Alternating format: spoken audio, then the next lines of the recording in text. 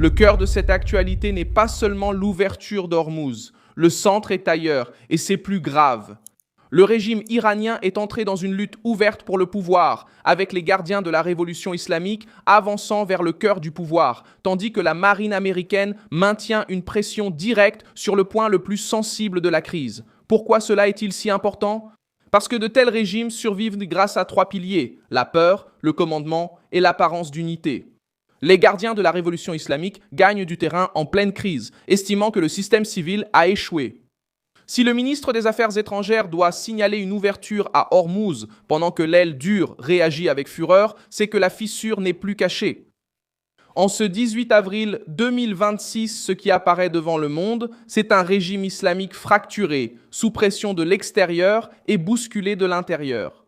La question principale n'est plus seulement de savoir si l'Iran va négocier, la question maintenant est qui détient réellement tout le pouvoir ?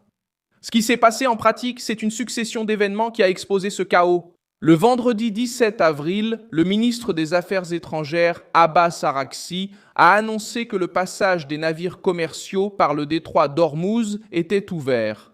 Sauf qu'en même temps, les États-Unis ont maintenu le blocus et les alertes maritimes concernant un risque réel dans la région. Autrement dit, le gouvernement iranien a parlé d'ouverture, mais la force qui a continué à donner le ton en matière de sécurité maritime était américaine.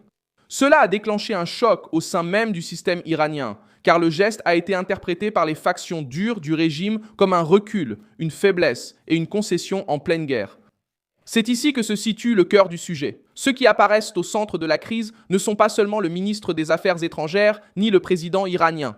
C'est la garde révolutionnaire islamique qui prend de l'importance. Reuters a déjà rapporté en mars que la garde a assumé un rôle encore plus central dans les décisions de guerre, durcissant la ligne du régime et élargissant son influence sur la sécurité intérieure, la stratégie militaire et le commandement politique.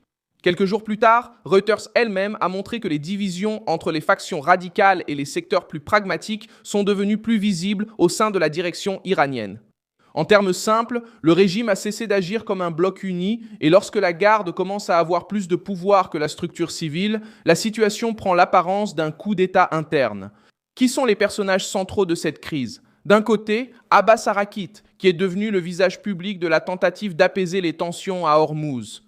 De l'autre côté, les gardiens de la révolution islamique, qui représentent l'aile la plus dure, la plus armée et la plus disposée à transformer la guerre extérieure en un contrôle total à l'intérieur de l'Iran. Et au milieu de tout cela, les États-Unis. Avec Trump qui augmente la pression politique et la marine américaine qui maintient une présence militaire et un blocus dans la région, le résultat est dévastateur pour le régime.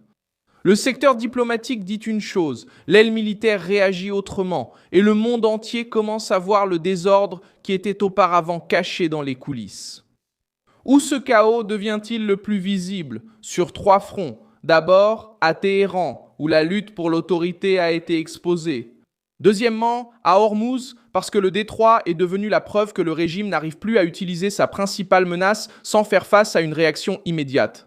Troisièmement, lors des négociations sous médiation du Pakistan, qui restent entourées de tensions, sans accord conclu et avec de profondes divergences sur le programme nucléaire.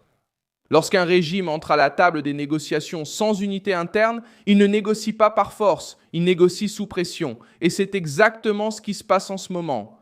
Comment la marine des États-Unis plonge-t-elle le régime islamique dans le chaos ? Ce n'est pas seulement par des navires ou un blocus. C'est parce que la pression navale américaine désorganise la marge de manœuvre de l'Iran, précisément là où le régime aime le plus projeter sa puissance. Ormuz a toujours été utilisé par Téhéran comme une arme politique, économique et psychologique. Sauf que maintenant, la route a été partiellement rouverte sous pression. Les navires ont recommencé à tester la traversée. Et malgré cela, le risque est resté si élevé que la navigation internationale elle-même a continué à chercher des garanties de sécurité. Cela démolit l'image de contrôle absolu que le régime essayait de vendre. Et lorsque cette image s'effondre, la lutte interne s'aggrave car chaque faction cherche un coupable pour ce recul. Pourquoi cela est-il si important ? Parce que de tels régimes survivent grâce à trois piliers, la peur, le commandement et l'apparence d'unité. La garde révolutionnaire islamique gagne en importance en pleine crise car elle estime que le système civil a échoué. Si le ministre des Affaires étrangères est obligé de montrer une ouverture à Hormuz pendant que l'aile dure réagit avec fureur, c'est parce que la fissure n'est déjà plus en coulisses. Et si les États-Unis maintiennent une pression militaire et diplomatique en même temps, le résultat, c'est cette ambiance étouffante où le régime parle de plusieurs voix, envoie des signaux contradictoires et perd sa cohésion au moment le plus dangereux. Le chaos ne commence pas quand tout s'effondre complètement. Le chaos commence quand le commandement devient une lutte de pouvoir. Au final, l'Iran ne traverse pas seulement une crise extérieure, il vit une guerre pour la direction du régime.